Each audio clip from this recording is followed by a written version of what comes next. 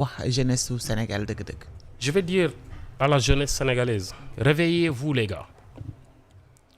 Arrêtons d'être des suiveurs.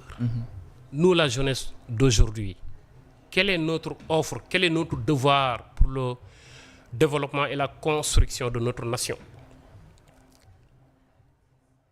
Thomas Sankara, à l'âge de 35 ans, marqué na temps, marqué na époque. Kwame Nkrumah, à l'âge de 35 ans, marqué na époque. Sékou Touré, à l'âge de 35 ans, marqué na époque. wax naa ko sànq. Patrice Lumumba, à l'âge de 35 ans, marqué na époque. Colonel Kadhafi, à l'âge de 35 ans, marqué na époque. Youssou Ndour, à l'âge de 35 ans, am na disque d'oram. su ma ko bëggee lim du jeex léegi ñun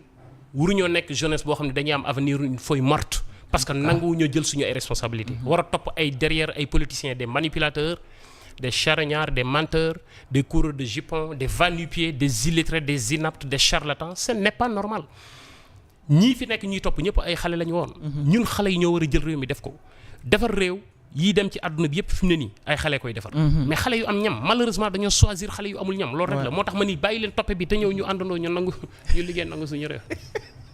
toppe bi moom mooy lan. toppe dañ bàyyi toppe maanaam man Fatou. non su ma gisee jeune buy déglu Ousmane Sonko affaire daf may dafay réew. da lay def cas quoi da ngay am problème. très honnêtement c'est-à-dire le gars il est tellement faible à tout point de vue. c'est-à-dire il raconte des bobards tous les jours que jëfee lépp lu mu wax ci àdduna soo ko vérifier c'est pas vrai da ngay xam ni kii xam-xamu Google la yore wala xam-xamu documentaire yi muy seetaan National Geographic nan moo tax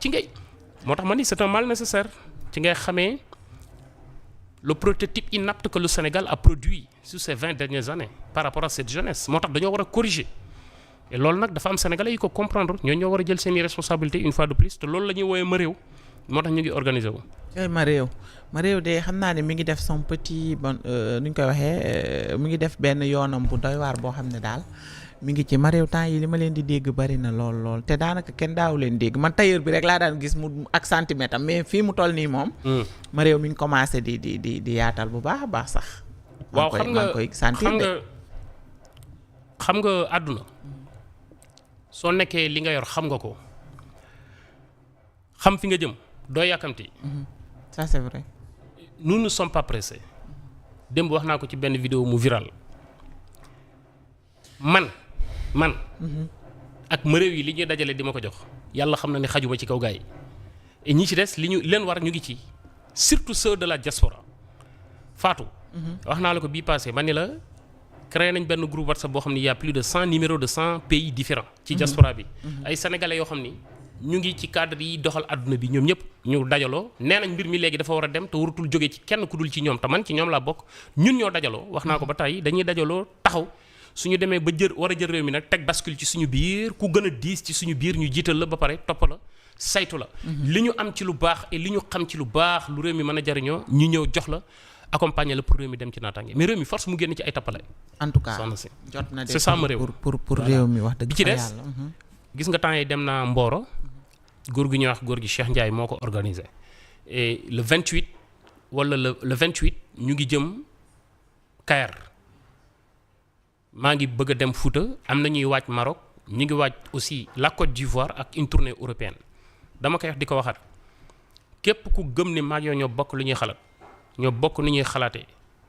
jàpp nga ni réew mi yow sa bopp nga ci wóolu pour mu génn ci jafe-jafe na nga ko waaj fépp fu ñaari sénégalais dajaloo ci àdduna danaa fa dem. fekk leen voilà. xam nga ma voix ne cherche pas à séduire. Je cherche juste à établir la vérité. Et dans ce sens mi ngi jox benn attractivité yoo xam ne sénégalais yi bëgg nañ ma découvrir su ma sañoon du yem rek ci télé fu ñu nekk danaa leen fa fekk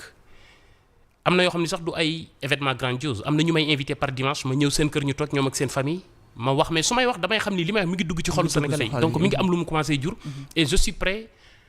fépp fu sénégalais nekk ci àdduna bu ñu organisé woo mat juróomi nit dinaa fa ñëw toog ak ñoom li ma mënta wax ci télé bi dinaa ko wax ñu dégg ko.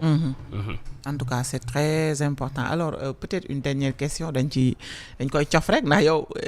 gis naa ne bëggoo di wax si ñi nga xamante ne peut-être. ah non intéressé wu ma sincèrement mais gis nañ leen ñu organiser benn match de gala entre à l'Assemblée ak gouvernement bi ci journée mondiale du sport ci jamono ji est-ce que jàpp nga ne loolu priorité la. non c'est une manière de se foutre la gueule des Sénégalais. maanaam dañuy saaga sénégalais yi match de gala bi yow moment boo xam ni chauffeur si transporteurs yi ñu ngi grève jàngalekat yi ñu ngi grève ñiy faj ñu ngi grève peut-être police sax boo moytu ci grève la jëm ñoom ñu dem xoolal te li match bi révélé mooy ñoom ñu ngi dund xoolal demal match bi nga xool ci joueur boo ci jël nga xool 2 ans ci ginnaaw nu meloon maa ko tane woon. ça c'est vrai xoolal seen deq yi moo tax mënuñoo fubal koo ci gis lax yaa ngi ni pàcc deq yaa ngi ni pàcc xottu tat yi ni pàcc ñu lekk alali sénégalais yi nekk ci xiif ak mar ñoom ñu ngi dundee suñu alal bay tala nekk naan dañuy fubal di defar mais c'est une manière de se moquer des sénégalais mais loolu moom léegi mu jeex soxna si loolu sa xel barke borom Touba kon tëjal yàlla baax na comme léegi mu jeex léegi man maay tëj tëjal émission bi rek tàggool di leen xamal ni am nañu mbégte fi may daaneele fooy daaneele le Sénégal doit plus perdre du temps d'accord Cheikh moom man li ma bëgg moom mooy le temps li ma bëgg mooy altine bu jot nga ñëw toogal ma fii ñu waxtaane ko le temps est la ressource la plus prestigieuse au monde le temps ça c'est vrai car le temps est tout à la fois le créateur de l'homme et son tombeau le temps est précieux dama koy wax tout le temps ma ne Albert Einstein pour que mu relativité théorie mu def la théorie de la relativité c'est parce qu'il n'avait pas beaucoup de temps Karl Benz pour mu créer oto première oto bi jël essence bi may indi fii c'est parce qu'il n'avait pas beaucoup de temps Gustave Eiffel pour que mu réaliser la tour Eiffel avec statue de la liberté bi nekk New York c'est parce qu'il n'avait pas beaucoup de temps Williams Bollor un chapelier londonien pour que mu créer le premier chapeau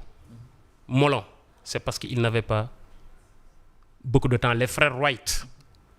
pour ñu créer premier avion bi njëkk a décoller 1903 c'est parce qu'ils avaient pas beaucoup mais Cheikh yow est-ce que xam nga ne yow bibliothèque nga Serigne Touba Khadim Rassoul sama yaakaaru tey ak ëllëg pour mu fonder la confrérie mouride ba mu joxe li mu joxe tey c'est parce que il perdait pas beaucoup de temps Cheikh Seydi Hadj Malick Sy pour mu jógee Sénégal dox ba Makkatal Mukarrama ngir bëgg Seydina Muhammad c'est parce que il n'avait pas beaucoup de temps Seydina Limamou Laye mu doon Issa ak Mohamed en même temps c'est parce que il n'avait pas beaucoup de temps Cheikh Al Maulana Ibrahima Niass pour mu convaincre le monde noir pour ñu gëm Seydina Muhammad à son image c'est parce que il perdait pas beaucoup de temps Youssou Madjiguène Ndour pour mu téye la musique la culture africaine depuis plus de 47 ans c'est parce que il n'avait pas beaucoup de temps président Macky Sall pour mu génne Sénégal ci précarité yóbbu ko dans le temps ci temps bu gàtt pendant 12 ans c'est parce qu'il n'avait pas beaucoup de temps peut-être d'ici peu de temps il va diriger l'OTAN on ne doit plus perdre beaucoup de temps pour sortir notre pays de cette précarité tëjal Cheikh tëj naa mais dama bëgg nga promettre ma samay téléspectateurs ne altine bu jot di nga ñëw partager ak ñoom sa xam-xam. non damay waxtaan ak ma réew yi ba pare bu ñu ko nangoo rek bëgg waa am na ma réew dañ ma lay abal loolu du metti ma réew yi maag ñoom moo far du dëgg parce que maag yow a far dëkku far ak yow far ak ma réew yi wax loolu ay ca jaajëfalati naa la bu baax a baax c'est toujours un plaisir jàkkaarloo ak yow toog di la déglu macha allah jaajëfal équipe technique bi ñu àndaloon ci émission bi également ñi ñu doon seetaan tout au début de l'émission tamitam tout au long de l'émission ñu ngi leen di jaajëfal bu baax a baax di leen wax ne passez une très bonne nuit ba ëllëg incha allah ñu daal di dellu si waat ak